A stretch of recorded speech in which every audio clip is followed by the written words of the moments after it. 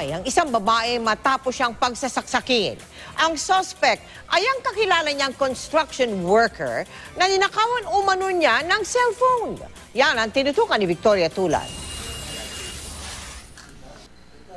Sa kuha ng CCTV, tila nakatambay lang ang construction worker na si Jason Dulay pasado alas 10 kagabi.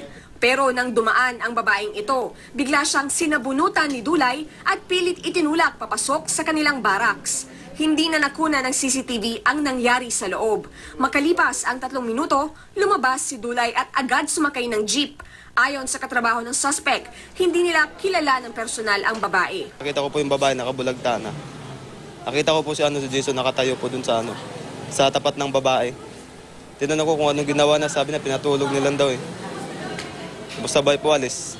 Pag nanakaw umano ng biktima sa suspect ang tinitingnang motibo sa krimen. Ninakawan po nung babae si Jason Dulay ng cellphone. Ayaw aminin ng babae na siya ang kumuha ng cellphone.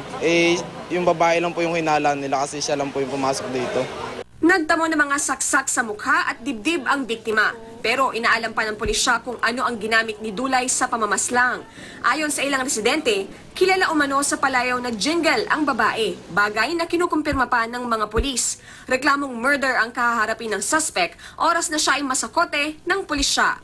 Victoria Tulad, Nakatutok, 24 Oras.